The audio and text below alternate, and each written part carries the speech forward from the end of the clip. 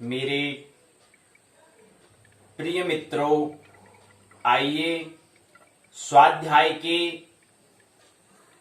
34वीं पाठशाला में और ज्योतिष के 24वीं पाठशाला में आइए प्रवेश करें।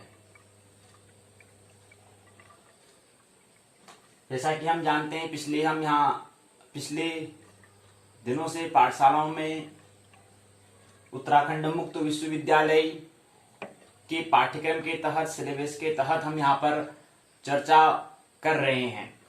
तो उसी क्रम को आगे बढ़ाते हैं। 16 अक्टूबर 2020 डे 34 JY 24 JY 102 जन्म कुंडली निर्माण खंड 3 लग्न साधन इकाई 5 पर आज हम आइए वार्तालाप करें। तो हमने ज्योतिष के स्नातक प्रथम वर्ष के द्वितीय प्रश्न पत्र जन्म कुंडली, जिसका नाम दिया है जन्म कुंडली निर्माण। जन्म कुंडली को कैसे हम निर्माण करते हैं, कैसे उसको आविष्कार करते हैं, कैसे उसको बनाते हैं, उसको हम समझने का यहाँ पर प्रयास कर रहे हैं। जो हमने 3 खंडों में, 2 खंडों और तीसरा खंड आज पूर्ण हो जाएगा। 3 खंडों में हमने इसको समझने का प्रयास किया है। कल की बैठक में चतुर्थ खंड में हम प्रवेश करेंगे और वो चतुर्थ खंड में क्या होगा उसको हम कल की बैठक में देखेंगे। लेकिन उससे पहले तृतीय खंड जो है उसको समझने का प्रयास करते हैं। आज क्या हो जाएगा, पूर्ण हो जाएगा। आज एक इकाई पर हम बात करेंगे। उस इकाई का नाम है साम्पातिक काल से लग्नानयन, और उसके बाद थोड़ा सारांश जो होगा, पूरा खंड का सारांश। लग्न साधन जो खंड का नाम दिया है, सारांश में कुछ बातें समझेंगे। फिर जो खंड तीसरा है वो पूर्ण हो जाएगा। लेकिन ये खंड तीसरा पूरा करने से पहले हमारा जो भी यहाँ पर पाठशाला होती है उसके 2 भाग होते हैं, वो आप जानते ही हैं। पहला भाग है पाठ्यचर्या, और पाठ्यचर्या जिसे करिकुलम कहते हैं, इसके अंतर्गत हम यहाँ पर 2 बिंदुओं पर बात करेंगे। और उसके बाद फिर हमारा दूसरा जो पाठशाला का जो दूसरा भाग है, पाठ्यक्रम सिलेबस जो है, इकाई 5वीं खंड तीसरी की लग्न साधन जिसका नाम दिया है, उसकी इकाई 5वीं साम्पातिक काल से लग्नानयन को हम समझने का प्रयास करेंगे। ये भाग 2 में रहे, आज की पाठशाला का भाग 2 रहेगा। तो आइए भाग 2 में प्रवेश करते हैं।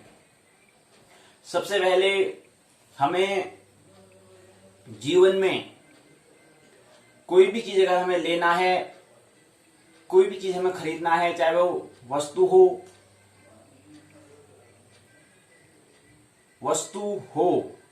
तो वस्तु के लिए हमें आवश्यकता होती है। किस चीज की आवश्यकता होती है? हमें आवश्यकता होती है रुपये की, मुद्रा की, पैसे की हमें आवश्यकता होती है, मनी की हमें आवश्यकता होती है।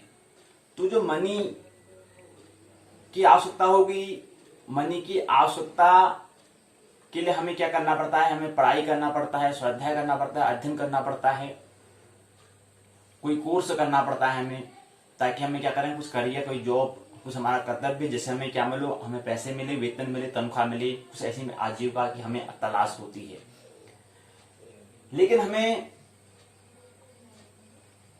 किसी प्रभु की अनुकंपा से हमें कर्तव्य करने के लिए हमें तनख्वाह, वेतन जो हम कहते हैं, नौकरी हमें मिल जाती है और हमें वेतन मिलता है, तनख्वाह मिलती है। लेकिन उस तनख्वाह को फिर कैसे मैनेजमेंट, कैसे व्यवस्थित करना है, कैसे उसको क्रमबद्ध तरीके से कहां पर उसका उपयोग हमें करना है, उसको किस दिशा में उसको उपयोग में लाना है, वो हमारे लिए बहुत महत्वपूर्ण होता है। तो कैसे हम मनी का मैनेजमेंट करें, व्यवस्थित करें, उस पैसे को, रुपयों को हम कैसे व्यवस्थित करें, इस पर कुछ हम संकेत समझने का प्रयास भाग 1 जो पाठशाला का भाग 1 जो है इसमें समझने का प्रयास। पहला बिंदु ये। दूसरा बिंदु रहेगा परीक्षा नेट जो है, NTA नेट UGC जो है, उसको हम समझने का थोड़ा, उसको आज संक्षिप्त मिलेंगे।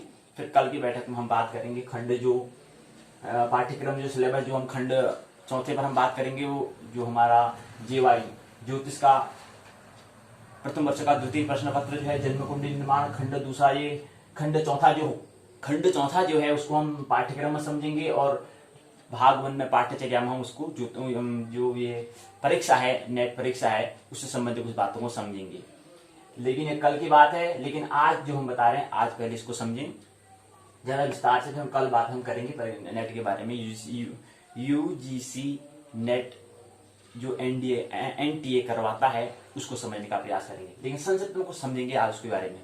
तो संक्षिप्त में ये बैठक भाग 1 का संक्षिप्त में पहले हम रुपयों कैसे व्यवस्थित करना है उसको समझें, उसके बाद परीक्षा क्या है उसको समझने का प्रयास हम करेंगे। तो बता रहे हैं कि रुपये की योजना हमें क्या करनी है, प्लानिंग हमें करनी होती है, योजना हमें करनी होती है। हमारा मन, हमें मन को नियंत्रण करना होता है।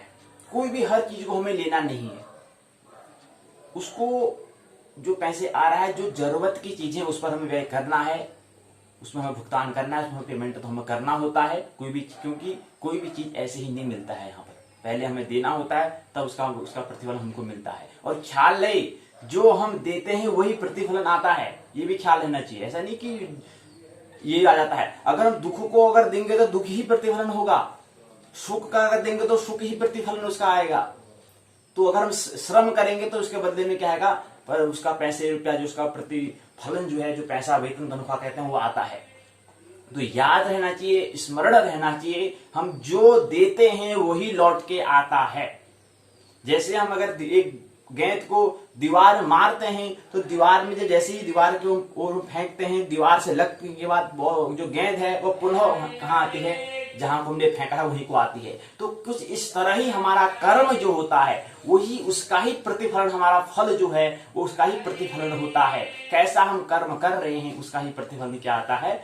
वो जैसे गेंद वापस इधर को आ रही है, वहां दीवार में टकराने के बाद वापस यहाँ को आ रही है, ऐसे ही हमारे कर्म जो है, हम कौन से कर्म कर रहे हैं उसका ही फल आता है। और उसका परिणाम सुख या दुख जो हम देखते हैं, या उसका परिणाम जो आनंद है उसको हम देखते हैं, तो वो परिणाम है। हम घर में दुखी, कोई कहता है कि मैं दुखी हूं, मतलब कर्म का परिणाम। आपने कर्म क्या करा था, उसे कर्म की तलाश करो, जांचो कि हम कैसा कर्म कर रहे हैं। तो कर्म का फल क्या है, दुख, कर्म का फल है सुख। तो ये आपको कर्म आप कैसे कर रहे हैं वो उसका क्या है, फल है, ये उसका परिणाम आपको दिखा रहा है। और आपके कर्म में हो सकते हैं आनंद महोत्सव आपको मिल रहा है, कोई काम करने में बड़ा आनंद आ रहा है, तो इसका मतलब आपका कर्म स्वभावगत जो आपका स्वरूप है उसके अनुरूप आप कर्म कर रहे हैं, इसलिए आपको आनंद मिल रहा है।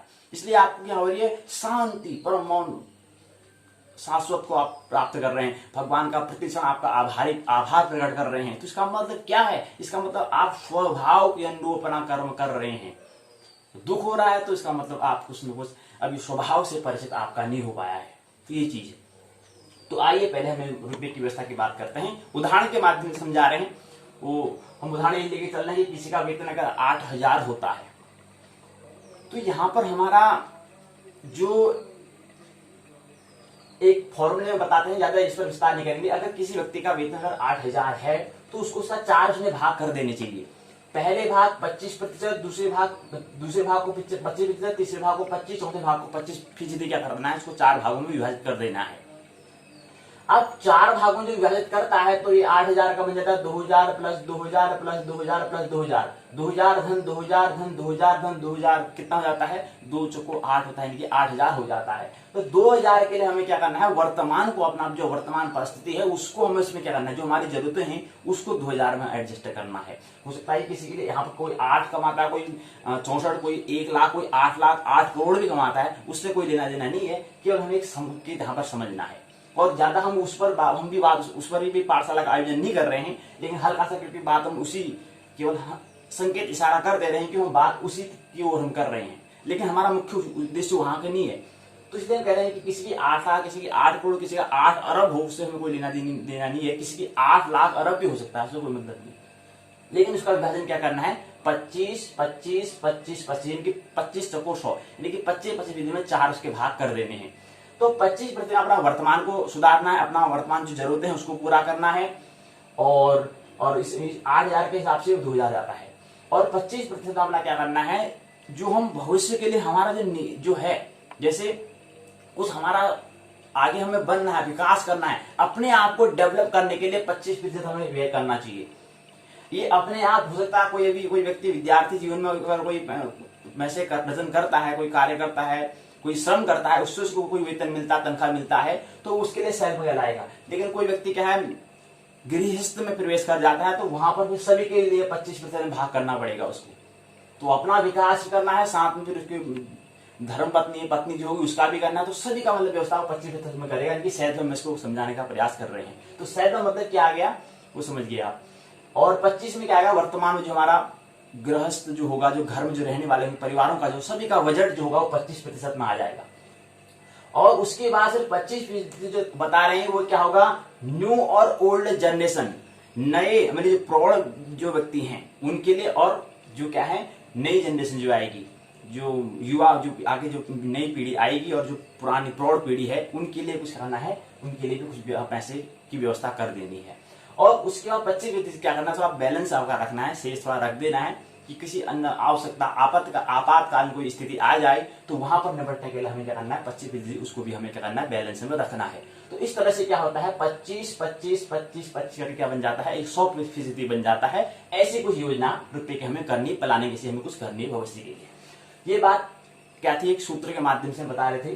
किसी की 8 है तो किसी की 25 भी होगी, किसी की 50 भी होगी, किसी की 1 लाख भी होगी, किसी की 10 लाख की भी होगी, किसी की करोड़ का भी होगा, वो अलग मैटर है, वो उससे कुछ हमारा लेना देना नहीं है।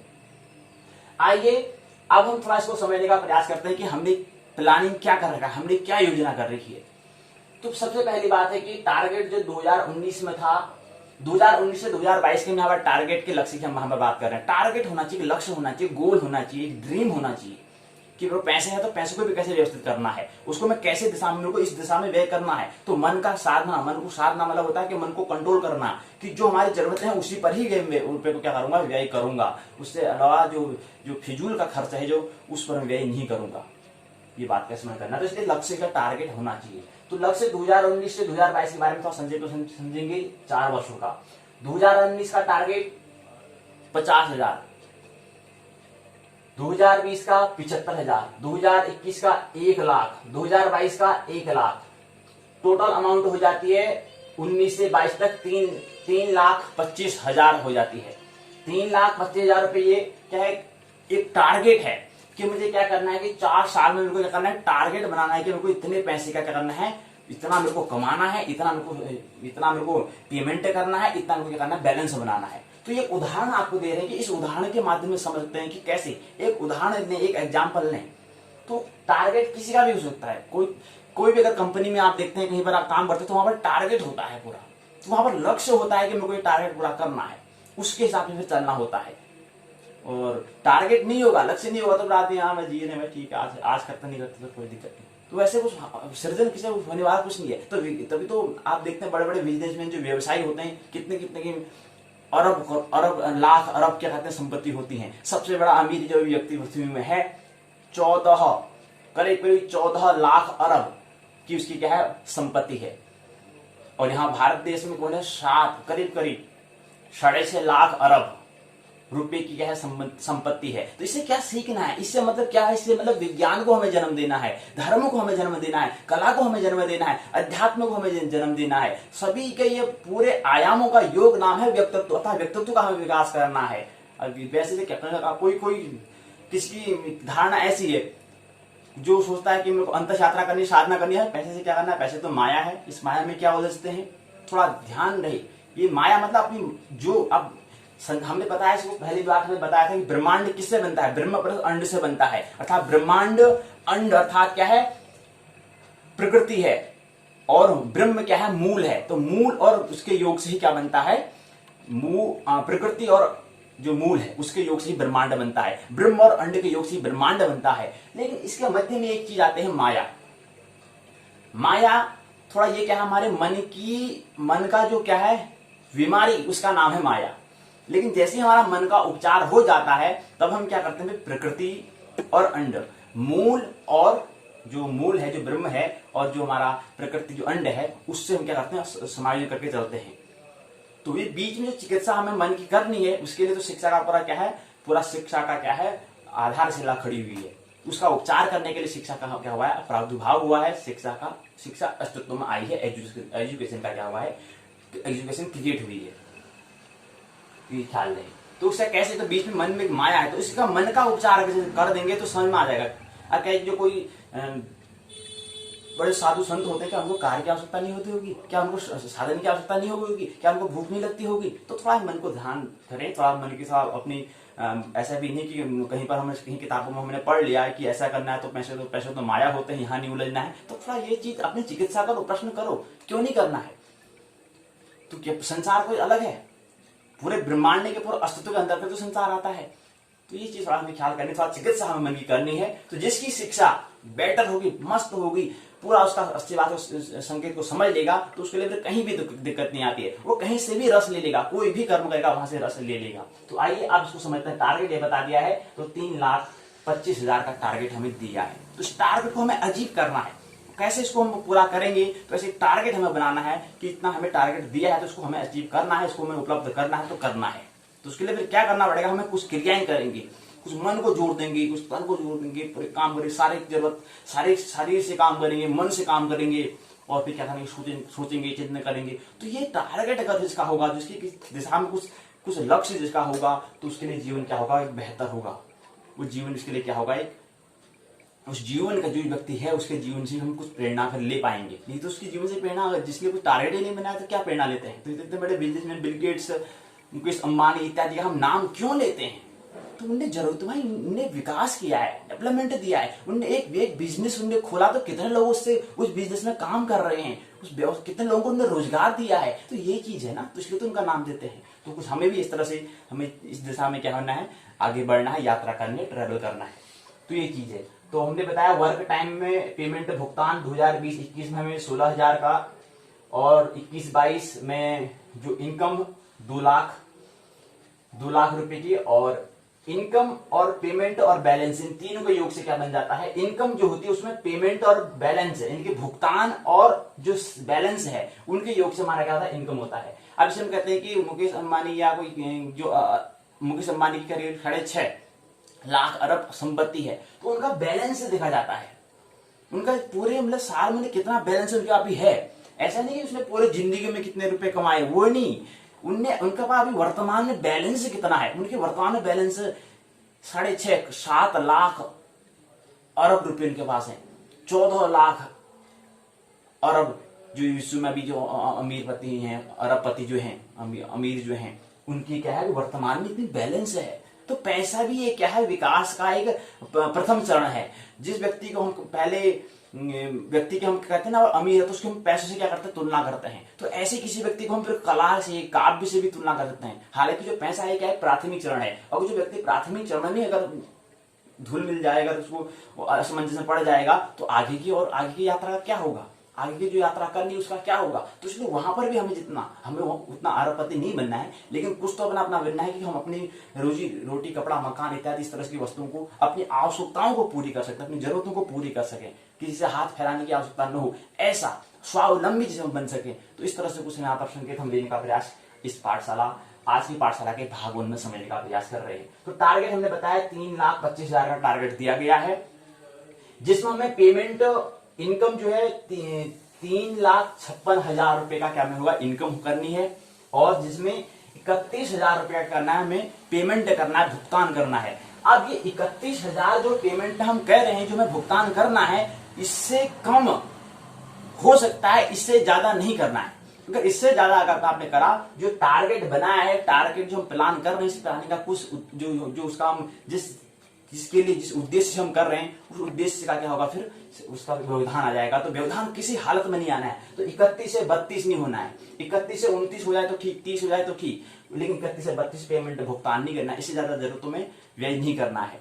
उसके बाद आता है बैलेंस कितना बनना है? 3,25,000 का बैलेंस हमें बनाना है, और उसके बाद टोटल अमाउंट कितनी रहेगी? 3,56,000 में से अगर हम 31,000 को अगर माइनस करते हैं, तो 3,25,000 का बैलेंस बनता है। ये बैलेंस बनना है। और उसके बाद 1/3/2023 से 31/12/2023 में 25,000 का क्या होगा? पेमेंट होगा, भुगतान होगा। 1/1/2024 से 31/12/2024 में 50,000 रुपए का भुगतान होगा, पेमेंट होगा। तो यहां से 75,000 रुपए का काम होगा, पेमेंट होगा अर्थात भुगतान होगा। और उसके बाद अगर हम टोटल सेविंग की अगर बात करते हैं, 3,25,000 में से अगर हम 75,000 को अगर माइनस करते हैं, 2,50,000 ये क्या है? बैलेंस रहेगा। टोटल सेविंग का इतना क्या रहेगा? बैलेंस रहेगा। और न्यू ईयर 2025 और न्यू करियर एस्ट्रोलॉजी ज्योतिष की ओर हम क्या करें, यात्रा करेंगे। तो ऐसा हमें क्या करना है, इस तरह से हमें कुछ लक्ष्य लेकर चलना है, कुछ गोल लेकर हमें चलना है, कुछ हमें ड्रीम लेकर चलना है, सपने देखना है। रात के सपने सभी देखते हैं, दिन के सपने भी हमें देखना है। इस तरह से कुछ हमें यहाँ पर संकेत इसमें आज ये भाग 1 का जो पहला चरण है उस चरण में हमने देखा। अब भाग 1 पाठ्यचर्या कार्यक्रम के दूसरे चरण में आइए प्रवेश करें। पहला चरण क्या होता है, पूर्ण होता है। दूसरा चरण हमारा क्या है, नेट परीक्षा, एग्जाम की हम यहाँ पर बात कर रहे हैं। तो 1/1/2024 से 31/12/2024 जो एक वर्ष का यहाँ पर वक्त मिलेगा, एक साल का जो हमें टाइम दिया गया है, इस टाइम में हमें क्या करना है, परीक्षा की क्या करनी है, तैयारी करनी है। उसके लिए क्या रणनीति होनी चाहिए, उसके बारे में यहाँ पर बात कर रहे हैं। ये पाठ्यचर्या करिकुलम के भाग के चरण दूसरे में। तो चरण दूसरे में क्या है, 2024 में क्या है, एग्जाम है, ये समझो। तो इस यहाँ पर समझे NTA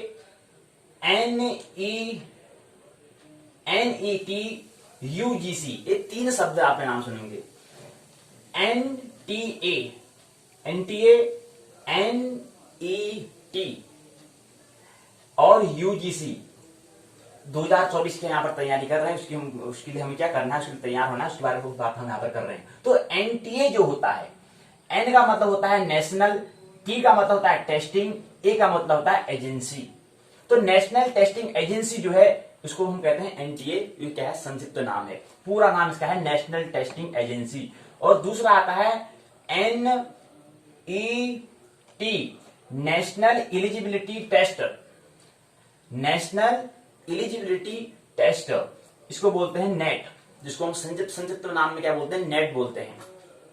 अब ऐसे इंटरनेट होता है, हम इंटरनेट नहीं कहते, खाली क्या कहते हैं कि हम नेट बोलते हैं। फोन में नेट है नहीं है ऐसा कहते हैं, लेकिन पूरा नाम क्या, उसका पूरा नाम क्या है, इंटरनेट बोलते हैं। तो ये थोड़ा ये आदमी की ना मतलब चिंतन की बात है कि आदमी कोई शब्द बोल रहा है, वो किसी की टू कॉपी कर रहा है क्या, उसको अपना, उसको कुछ समझते हुए बोल रहा है, तो उसको अपना समझ का उपयोग कर रहा नहीं कर रहा है। ये बड़ा महत्वपूर्ण होता है। नहीं तो एक शब्द कोई दोहरा रहा है तो उसी को हम दोहरा रहते हैं, हाँ नेट है, हाँ नेट है, काम चल जाता है। नहीं, इंटरनेट, इस तरह से कुछ बात नहीं। और यहाँ पर अब इसके बाद तीसरा आता है UGC, university grants commission. University grants commission क्या होता है और NTA NET क्या होता है, इसको हम समझने का प्रयास कर रहे हैं। तो हमने अंग्रेजी में कहा कि नेशनल टेस्टिंग एजेंसी NTA होता है, नेशनल एलिजिबिलिटी टेस्ट नेट होता है, यूनिवर्सिटी ग्रांट कमीशन UGC होता है।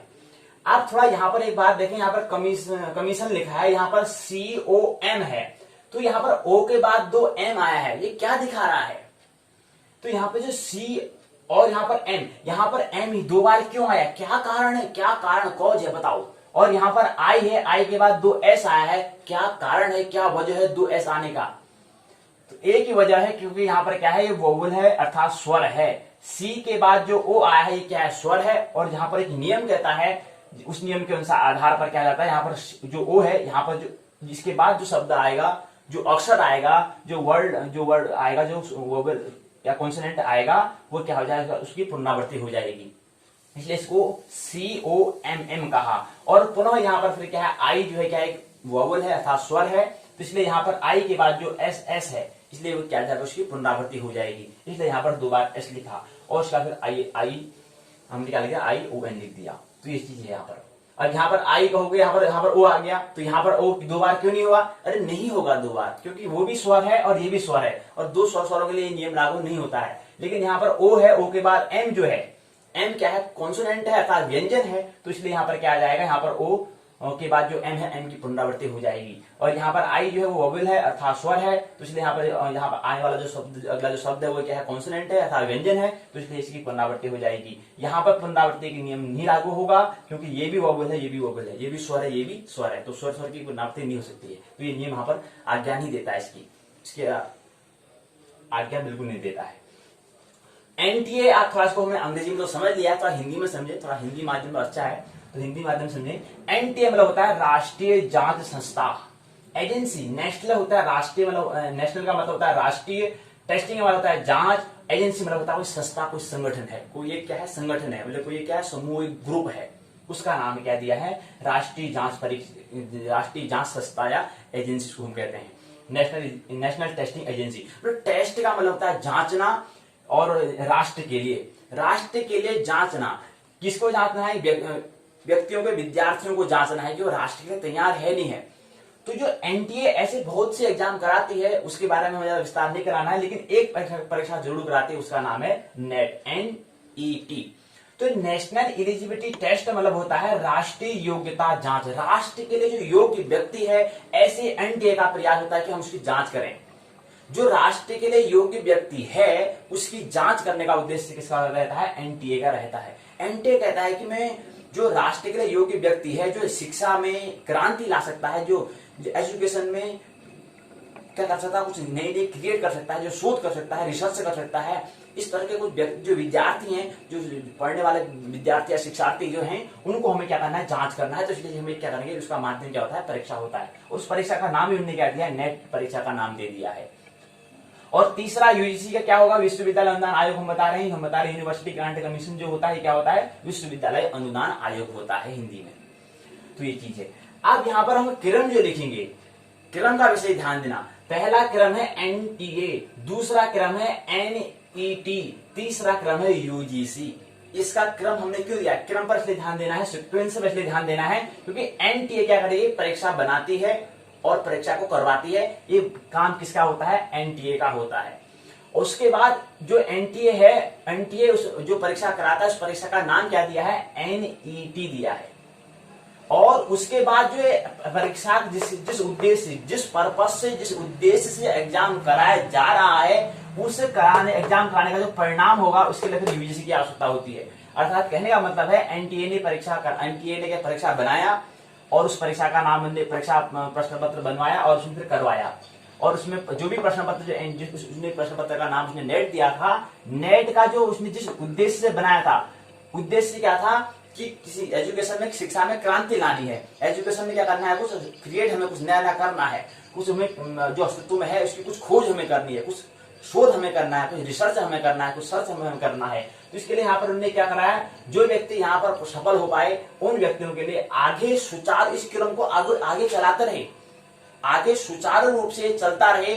इसके लिए हमने बात हमारे पहले की थी कि मनी की आवश्यकता होती है, पैसे की आवश्यकता होती है। तो जो भी वो विद्यार्थी अनुसंधान करेगा, शोध करेगा, तो उसको भी पैसे की आवश्यकता होगी, क्योंकि वो अगर कॉपी पेन इत्यादि कुछ भी अगर लेता है, कोई भी साधन अगर लेगा, तो उसके लिए किसकी आवश्यकता होगी? मनी की आवश्यकता होगी। तो इसलिए यहाँ पर विश्वविद्यालय अनुदान आयोग जो है, विश्वविद्यालय अनुदान आयोग क्या करता है? इसको अनुदान देता है, कुछ यहाँ पर उसके बदले कुछ देता है। उसने इतना बड़ा सृजन किया, इतना उसने कुछ दिया, तो अनुदान का भी कुछ अनुदान आयोग जो है उसका भी कुछ फर्ज बनता है वो इसको देने का, तो इसलिए दिया। तो इसलिए यहाँ पर क्या होता है? फिलोसफी उसका नाम देते हैं, छात्र अध्ययन वृत्ति इसको कहते हैं, इसलिए हम उसको स्वाध्याय वृत्ति कह सकते हैं। तो स्वाध्याय वृत्ति अर्थात जो अध्ययन कर रहा है, जो अध्ययन वृत्ति जो अध्ययन कर रहा है, उसको उसके वृत्ति के लिए पूर्ण करने के लिए पैसे या रुपए की जो व्यवस्था यूजीसी करता है। इसलिए यहाँ पर यूजीसी का क्रम हमने तीसरे नंबर पर दिया है। जो एनटीए को ही नहीं समझ पाए, उसके उद्देश्य का जो नेट है उसको ही नहीं निकाल पाए, तो उसको अनुदान कहाँ से मिलेगा? तो इसलिए क्रम पहले में एनटीए, फिर एनईटी, फिर यूजीसी का क्रम हमने दिया है।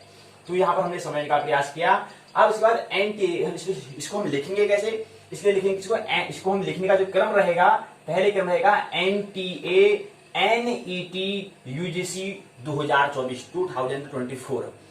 तो यहाँ पर क्या है? जो आयोग फिलोसफी देता है, स्वाध्याय वृत्ति ने इसका नाम दिया है। तो इसके दो भाग होते हैं प्रश्न के। पहला प्रश्न पत्र होता है, सामान्य प्रश्न पत्र होता है। अब आने वाले समय में एक ही एग्जाम होगा, सामान्य एग्जाम, जो जनरल नॉलेज जिसमें पूछा जाएगा, सामान्य ज्ञान जो होना चाहिए व्यक्ति को, वो सभी के लिए, चाहे वो किसी के फील्ड में, कोई भी फील्ड में हो, चाहे चिकित्सा के क्षेत्र में हो, बैंक के क्षेत्र में हो, या अन्य किसी अन्य क्षेत्र में हो, तो वहां पर सभी के लिए सामान्य ज्ञान सबका एक होना चाहिए।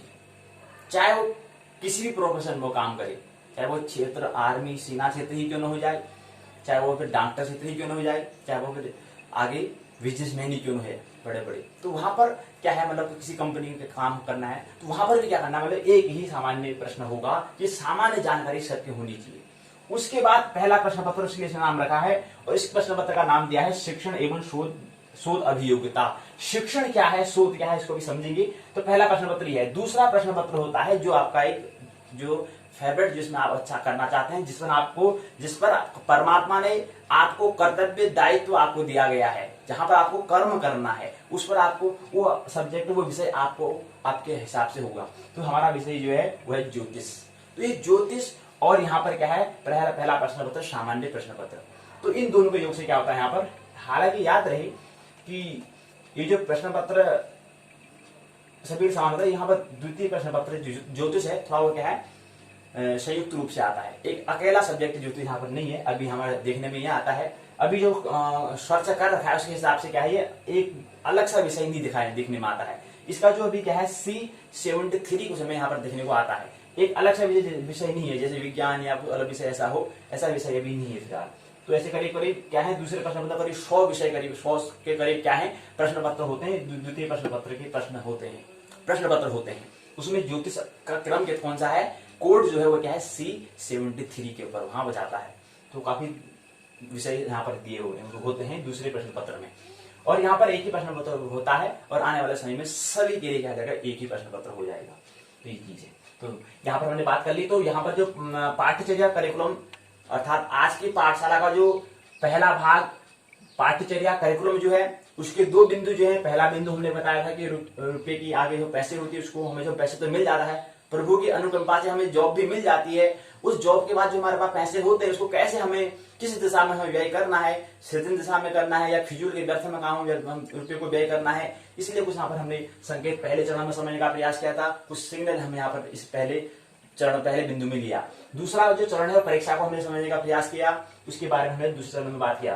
तो पाठ्यचर्या करिकुलम के पहले और दूसरे चरण से क्या होता है, आज की पाठ्यचर्या और आज की पाठशाला का जो पहला भाग होता है वो संपूर्ण होता है। आइए आज की पाठशाला के भाग 2 में पाठ्यक्रम अर्थात सिलेबस की ओर प्रवेश करें। तो सिलेबस जो है यहाँ पर हम कल समझने का प्रयास कर रहे थे। हम समझने का प्रयास क्या कर रहे हैं, हम समझने का प्रयास कर रहे हैं कि जन्म कुंडली का निर्माण कैसे होता है, आखिर जन्म कुंडली होती क्या है, ये जन्म क्या होता है, ये कुंडली क्या है और इसका निर्माण कैसे करना है, इसको हम समझने का प्रयास कर रहे हैं। तो उसी क्रम में आज हम खंड 3 के पंचम इकाई में प्रवेश करते हैं। पंचम इकाई का नाम है साम्पातिक काल से लग्ना नयन। तो साम्पातिक काल से हमें लग्ना नयन कैसे निकालना है, इसको समझने का प्रयास। तो साम्पातिक काल होता क्या है, पहले ये समझ में आना चाहिए। तो साम्पातिक काल क्या है, साम्पातिक काल है किसी तारे के सापेक्ष मापा गया समय। कोई तारा है उसके बाबत उसके सापेक्ष में हम क्या कर रहे हैं, कोई जब हम कुछ नाप रहे हैं, समय को नाप रहे हैं, ऐसे समय को हम क्या कहते हैं, साम्पातिक काल कहते हैं। समय, टाइम और काल और शाश्वत, ये 3 चीजें हमने बात की है। तो समय क्या है, छोटा रूप है, और उसका थोड़ा सा बड़ा मध्यम रूप काल, और उससे बड़ा रूप जो है शाश्वत होता है। इसलिए तो जहां पर काल और समय जब दोनों क्या जाते हैं, शून्य हो जाते हैं, तो वहां पर हम बात करते हैं शाश्वत की बात करते हैं। तो वहां पर कोई टाइम होता ही नहीं, वहां तो वर्तमान ही चल रहा होता है बस, वहां भूत भविष्य इत्यादि कुछ होता ही नहीं है। तो चित्त की ऐसी दशा, चित्त का नाम हमें बताया था कि जो टाइम है वो क्या है, मन का प्रतिबिंब है, मन का प्रतीक है। मन का प्रतिबिंब हम टाइम की बात करते हैं। टाइम अगर जो कोई ऐसे व्यक्ति जिसको टाइम से मतलब ही नहीं होता है, चल रहा चलने दो। लेकिन कुछ जो वो जो व्यक्ति होंगे, उस व्यक्ति को हम कहेंगे विचारहीन व्यक्ति कहेंगे। इस स्थिति में छोटा बच्चा होता है, छोटा बच्चे को टाइम से कोई मतलब नहीं है, क्या करना उसे खेलना है, खेलो जम के, क्या है टाइम से क्या मतलब इसको, अभी टाइम क्या है उसे यही पता नहीं है। तो ये क्या है, विचारहीन की अवस्था है। और एक बार वही जो बच्चा है आगे समय कालातीत जब बड़ा होता है तो फिर टाइम की बात करता है, अर्थात थोड़ा वो विचारशील की अवस्था में आता है, और थोड़ा सा आगे उससे भी बड़ी अवस्था होती है कि उसने विकास को, डेवलपमेंट को प्राप्त कर दिया है, तो फिर वो एक शाश्वत सनातन में पहुंच जाता है। फिर वहां पर टाइम क्या होता है, बियॉन्ड द टाइम हो जाता है। ये विकास की चरण में एक मन की क्या है, मन की चित्त की दशा के हिसाब होता है कि मन की दशा कौन सी है, मन की स्थिति कितनी है, मन का लेवल कितना है, मन का स्तर कितना है। इस पर क्या होता है, हम समय की बात करते हैं। समय कहते कितना टाइम हो गया, मतलब 1-2 घंटे के लिए हम पूछते तो समय की हम बात करते हैं, और उससे लंबा होगा तो हम काल की बात करेंगे। यार हाँ यार, मेरे को अगले जन्म में भी अच्छा कर्म करना है, तो यहाँ पर मेरे को दान करना चाहिए, मंदिर में पैसे चलाने चाहिए। तो हम अगले टाइम के काल के आगे काल का थोड़ा जो समय का तो थोड़ा बड़ा रूप की हम बात कर रहे हैं, क्योंकि हमें अभी यहीं पर पता है, हम मरना तो है, इतना तो पता हो गया।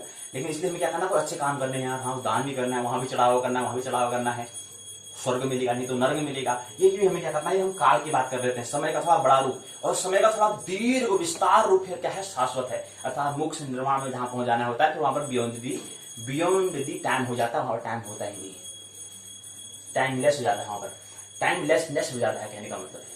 तो हमें क्या है, उसी का नाम क्या है, मोक्ष, उसी का नाम है निर्माण। वहां पर कोई शामिल की व्यवस्था नहीं है बस। तो ये चित्त की मन की दशा है।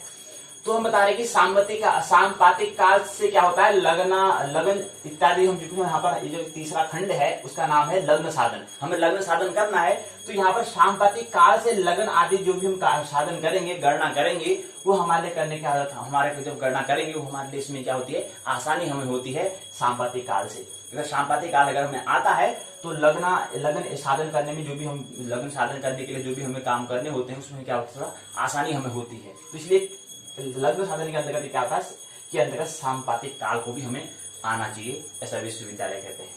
विश्वविद्यालय ऐसा कहता है कि आपको सांपातिक काल के बारे में पता होना चाहिए। अगर आपको सांपातिक काल अगर पता होगा तो लगन इत्यादि जो है, लगनानयन जो हमें करना है, लगन से संबंधित लग्न साधन जो हमें करने होते हैं, उसके अंतर्गत जो चरण हमें होते हैं, वो उस चरणों को समझने में हमें क्या होगी, आसानी होती है। इसलिए सांपातिक काल का लग्न साधन में बहुत बड़ा उपयोग है, बहुत बड़ा योगदान है।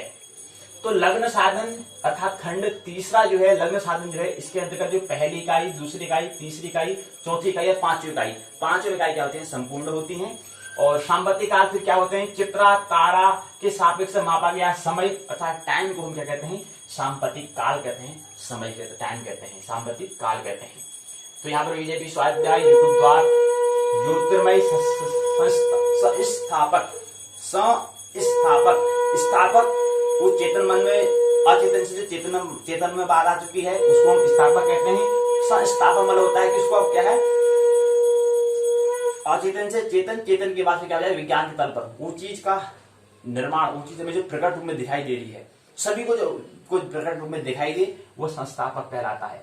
स्थापक मतलब होता है केवल उस व्यक्ति को पता या अचेतन मन से चेतन मन में जो आया है उसका संकेत का पता चलना, वो स्थापक कहलाता है। तो किसी भी व्यवसाय का कोई जो बहुत बड़ा उस आविष्कार संस्था करता है तो उसको संस्थापक कहते हैं। मतलब क्या, वो संस्था क्या हो चुकी है, प्रकट हो चुकी है, उसको कोई भी देख सकता है, अब वो विज्ञान के तल पर हो चुका है। तो इसलिए क्या है, यहाँ पर स्थापक अभी स्थापक है, आगे संस्थापक होगा, इसलिए यहाँ पर ज्योतिर्मय। और आगे बीजेपी संस्था, संस्थापक बीजेपी संस्था। ज्योतिर्गमय क्या है, ध्येय, ध्यान। कल की बैठक में, कल की पाठशाला में थोड़ा हमने ध्यान को समझने का प्रयास किया था एक बिंदु के माध्यम से। ध्यान, ध्याता और ध्येय, ध्याता, ध्येय और ध्यान। ध्याता क्या है, ध्यान क्या है, ध्येय क्या है। लेकिन यहाँ पर ध्येय की हम बात करें, ध्येय मतलब होता है झलक स्मरण ज्योतिर्गमय। अस्तु मां सद्गमय तमसो मां ज्योतिर्गमय मृत्यो मां अमृतम गमय। तो ज्योतिर्गमय मतलब ज्योति मतलब प्रकाश, जहां को है वहां को हमें क्या करना है, गमन करना है, जाना है, चलना है, बढ़ना है, यात्रा करना है। तो इसलिए ज्योतिर्गमय यहाँ पर क्या है, ध्येय है बीजेपी संस्था का। और संस्थापक ज्योतिर्मय हेमचंद्र बेलवाल। और यहाँ पर क्या होती है, आज की पाठ्यक्रम का जो सिलेबस जो है उस पर क्या होती है, सारांश के तौर पर बात है। ये आज की जो हम यहाँ पर संबंधित चर्चा संक्षिप्त में जो चर्चा कर रहे थे वो पूर्ण होती है।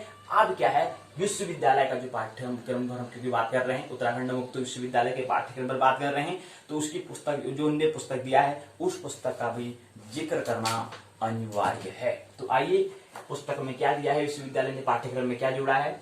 इकाई 5 है सांपातिक काल से लगनानयन। इकाई की रूपरेखा है प्रस्तावना, उद्देश्य, लगनानयन परिचय, सांपातिक काल से लग्न साधन, सारांश, पारिभाषिक शब्दावली, अभ्यास प्रश्नों के उत्तर, संदर्भ ग्रंथ सूची, पाठ्य सामग्री उपयोगी और सहायक जो पाठ्य सामग्री उसके लिए, और निबंधात्मक प्रश्न पूछा है। तो सांपातिक काल क्या होता है, इससे पहले कहते हैं कि ये क्या है, पंचम इकाई है तृतीय खंड की। तृतीय खंड लग्न साधन के अंतर्गत आने वाली क्या है, पंचम इकाई, उसका नाम है सांपातिक काल से लगनानयन। इससे पहले हमने पलभा, चरखंड, अयनांश और लग्न के बारे में हमको समझने का प्रयास किया था। अब हम सांपातिक काल से लगनानयन की कैसे हमें निकालते हैं उसके बारे में यहाँ पर समझने का प्रयास। सांपातिक काल से कैसे लग्न हमें निकालते हैं, लगनानयन निकालते हैं, उसको समझने का प्रयास यहाँ पर करेंगे। उद्देश्य है, लग्न क्या है, सांपातिक काल क्या है, सांपातिक काल से लगनानयन की विधि क्या है, सांपातिक काल से लगनानयन किस प्रकार होता है, लगनानयन में सांपातिक काल का क्या महत्व है, इसको समझने का प्रयास। सांपातिक काल से लगनानयन, ज्योतिष का मुख्य उद्देश्य जो है जातक का भविष्य कथन या किसी घटना का फलादेश करना होता है। मतलब फल, इसका क्या परिणाम होगा आने वाले समय में अगर ऐसा कर्म करोगे इसका क्या परिणाम होगा, उसके बारे में कुछ संकेत देने का प्रयास क्या होता है, ज्योतिष का होता है। ज्योतिषी का नहीं, ज्योतिष का। अब ज्योतिषी किस ढंग से उसको व्यक्त कर पाता है, कोई ज्योतिषी पर निर्भर करेगा, वो जिसको जो उसको दे रहा है, संकेत दे रहा है, उस पर निर्भर करेगा। लेकिन ज्योतिष क्या करता है, ज्योतिष का मतलब ये है कि भविष्य में जो घटना होने वाली है उसके बारे में संकेत पहले ही दे देगा ज्योतिष। किसी को स्मरण है, किसी को ख्याल में है या नहीं है, वो व्यक्ति पर निर्भर करेगा। तो फलादेश करने के लिए सही क्या हो, अगर हमें ज्योतिष संकेत दे रहा है, जो एस्ट्रोलॉजी जो संकेत हमें मिल रहा है, उसको समझने के लिए, फलादेश को समझने के लिए हमें क्या करना होता है, सही जन्म कुंडली की हमें क्या आवश्यकता होती है। जो एक्चुअल वास्तविक जो रियल में जो क्या है कुंडली जो है, जन्म कुंडली जो है, उसकी हमें क्या होती है, आवश्यकता होती है। जन्म कुंडली में सबसे पहले महत्वपूर्ण भूमिका लग्न की होती है। हमने कल बात किया था, हमने यहाँ पर एक जन्मांक चक्र को दिखाया था, उसमें हमने बताया था कि ये कौन से लग्न की कुंडली है, सिंह राशि की क्या है, लग्न कुंडली है। क्योंकि 5वां हमने यहाँ पर अंक दिखाया था, और यहाँ पर जो पहला भाव में जो हमने 5 अंक जो हमने लिखा था, वो 5वां मतलब 5वीं राशि, मेष, वृष, मिथुन, कर्क, सिंह, इनकी 5वीं राशि है। 5वीं राशि के हिसाब से कौन सी राशि, सिंह राशि है, तो सिंह में क्या बन जाएगा, और पहला कमरे में है, वो पहले हाउस में है, पहले कमरे में है, तो पहले कमरे में होने का कौन सी वो राशि क्या कहलाएगी, उसी हिसाब से उस कुंडली का नाम क्या देंगे, लग्न, अर्थात सिंह लग्न की क्या है, कुंडली है, जन्म कुंडली है। कुंडली मतलब जन्म कुंडली है या लग्न कुंडली, इसलिए इसको हम लग्न कुंडली भी कहते हैं, क्योंकि यहाँ पर मुख्य चीज हम क्या करते हैं, लग्न को देखते हैं, इसलिए लग्न कुंडली। तो वही बताने का प्रयास कर रहे हैं कि क्या है सही, अगर किसी का भविष्य में किसी घटना का हमें उसका फल का आदेश अगर मिल जाए, उसका परिणाम के बारे में पता चल जाए, तो क्या हो जाए, इसके लिए हमें क्या होती है, जन्म कुंडली, सही जन्म कुंडली जो क्या है उसकी हमें आवश्यकता होगा। जो वास्तविक जन्म कुंडली है उसकी हमें आवश्यकता होती है। और जन्म कुंडली में सबसे पहला महत्वपूर्ण क्या होता है, लग्न की भूमिका। लग्न जो है उसकी बहुत बड़ी भूमिका होती है। लग्न मतलब लग्न लग रहा है, मतलब जहां पर कुछ योग हो रहा है, कुछ लग जैसा रहा है। जैसे हम कहते हैं जब पहाड़ में जाते हैं या किसी स्थान से जब ठीक पहाड़ को देखते हैं तो लगता है कि जब पहाड़ आकाश को छू रहा हो, ऐसा मानो हमें प्रतीत होता है। लेकिन जब वहां जाते हैं तो वो दिखता है कि फिर वैसी दूरी दिखाई देती है। तो ऐसा कुछ लगता है वहां पर, इसके बारे में उसको हम लग्न कहते हैं। लगना यूं तो लग्न साधन करने के लिए पंचांग में प्रथम दृष्टिया प्रत्येक लग्न के लिए प्रारंभ और सांपत्ति काल देखकर किया जाता है, लेकिन उसमें लग्न के अंश कितने शुद्ध हैं इसकी आशंका रहती है। तो सार्वभौमिक और सर्वसम्मति रूप से एनसी लाहिरी द्वारा रचित टेबल ऑफ असेंडेंट, जो कि निर्णय पद्धति पर आधारित है, द्वारा लग्न साधन शुद्ध माना गया है। लग्न साधन कैसे करें, जन्म कुंडली निर्माण के लिए 3 चीजों की हमें आवश्यकता होती है, क्योंकि आज जो है खंड तीसरा लग्न साधन को हम समझने का प्रयास करें, इसलिए लग्न के बारे में हम समझ जाएं और हमें तीसरा खंड, चौथा खंड बचा है, फिर मतलब करीब आधा जन्म कुंडली निर्माण करने के लिए हमें आधे से ज्यादा बातें हमने समझ ली हैं, कुछ बातें और समझनी है, फिर हम जन्म कुंडली का निर्माण कर लेंगे। तो कह रहे हैं कि जन्म कुंडली का अगर निर्माण करना है तो उसके लिए हमें आवश्यकता होती है 3 चीजों की। कौन कौन सी 3 चीजें हैं? पहली चीज है जन्म तिथि, जिस समय जन्म हुआ उसमें कौन सी तिथि थी उसका हमें पता होना चाहिए। दूसरा है जन्म समय, कहां पर किस स्थान पर जन्म हुआ है उसके बारे में। और जन्म समय, जन्म स्थान और जन्म समय, किस समय हुआ है, सुबह हुआ है, प्रातः हुआ है, सुबह हुआ है, दोपहर में हुआ है, सायं में हुआ है, शाम में हुआ है या रात्रि में हुआ है। जन्म किस समय हुआ है और किस स्थान पर हुआ है, कौन से पृथ्वी के कौन से हिस्से में जन्म हुआ है, इसके बारे में 3 महत्वपूर्ण बिंदु होते हैं जन्म कुंडली निर्माण के लिए। तो जन्म तिथि कौन सी है, प्रतिपदा है, द्वितीया है, तृतीया है, कौन सी तिथि है, ये 3 महत्वपूर्ण बातें होती हैं जन्म कुंडली के निर्माण के लिए।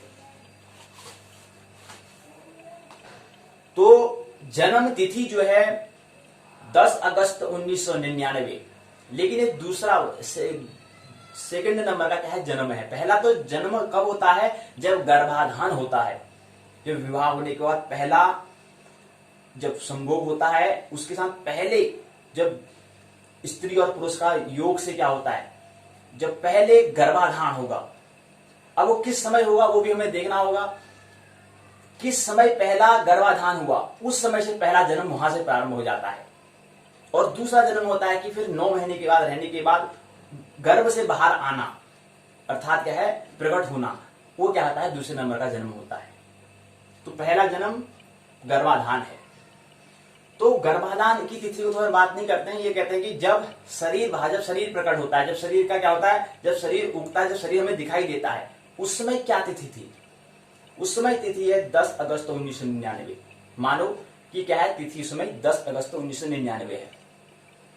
और उस समय क्या है, 7:45। और स्थान क्या है, स्थान कौन सा स्थान है, नैनीताल, ओखलकांडा, सुई। तो पृथ्वी का एक क्षेत्र है ना, एक हिस्सा है जहां पर जन्म लिया।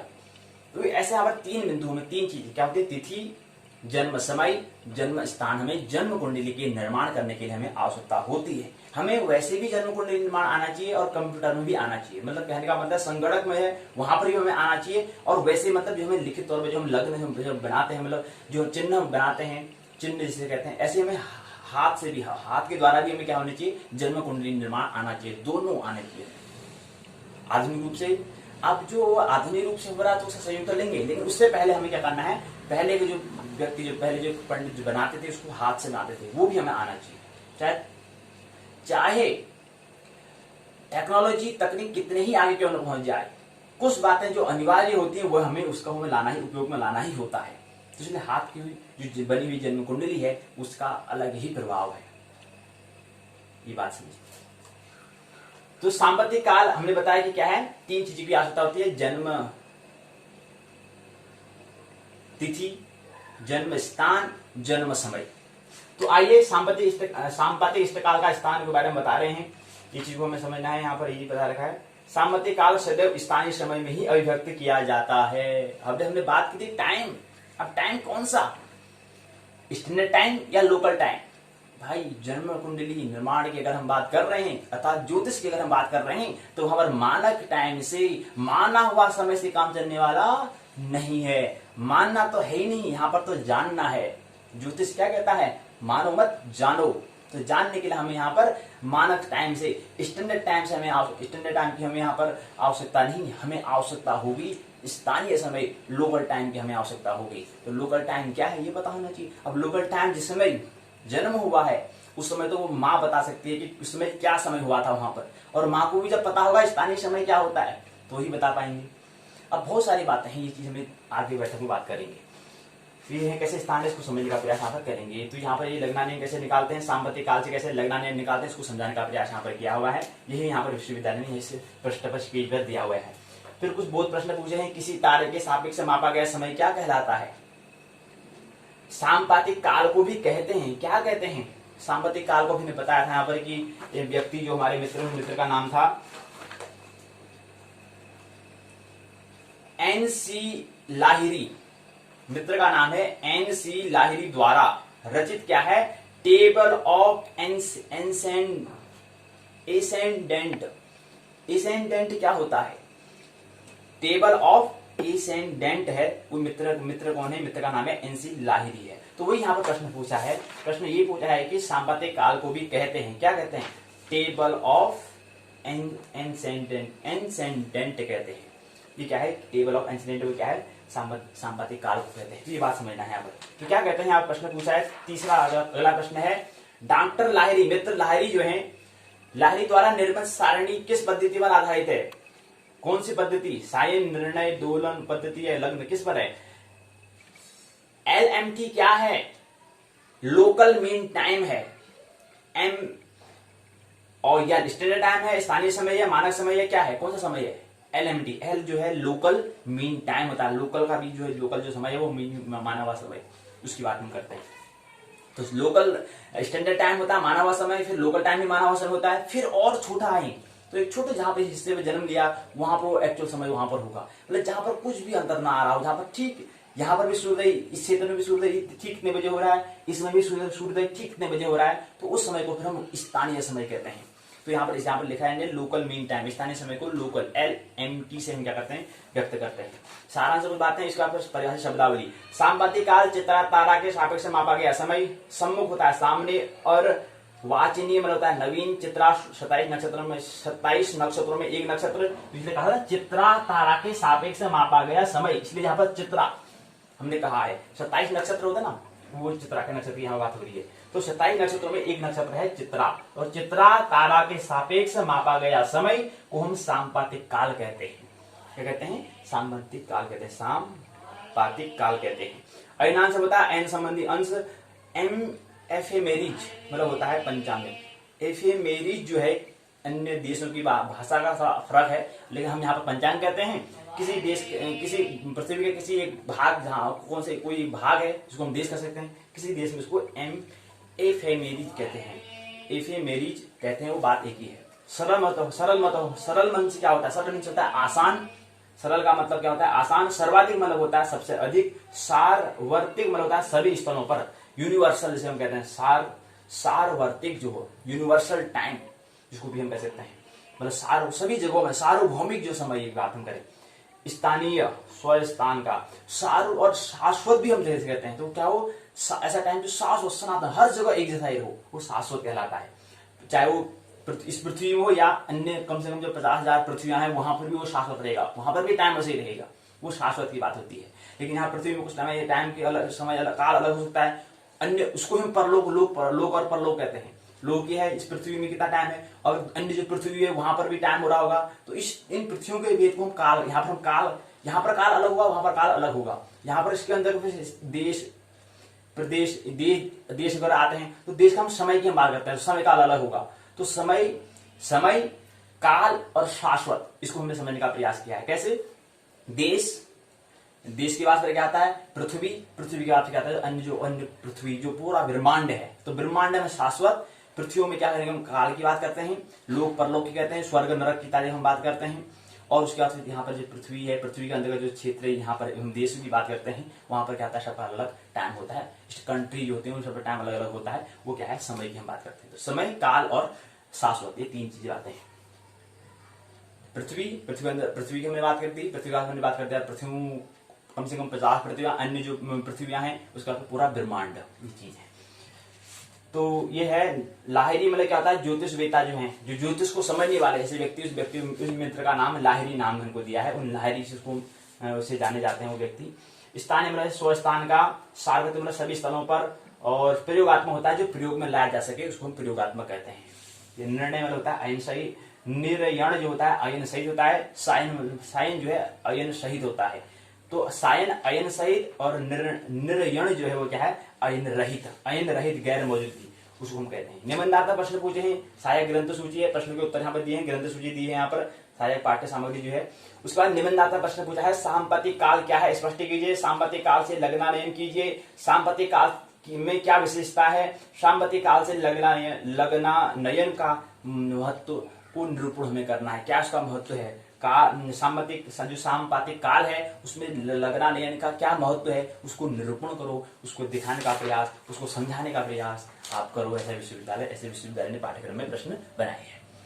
तो ये बहुत कुछ बातें हैं, बहुत कुछ स्मृति में रखना नहीं है।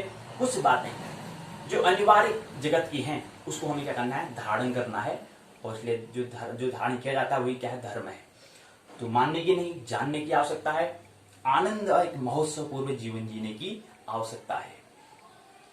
मेरी बातों को इतने प्रेम पूर्वक शांति पूर्वक सुना, बहुत बहुत अनुग्रहित हूं। अंत में सबके भीतर बैठे हुए परमात्मा को प्रणाम करता हूं। मेरा प्रणाम स्वीकार करें।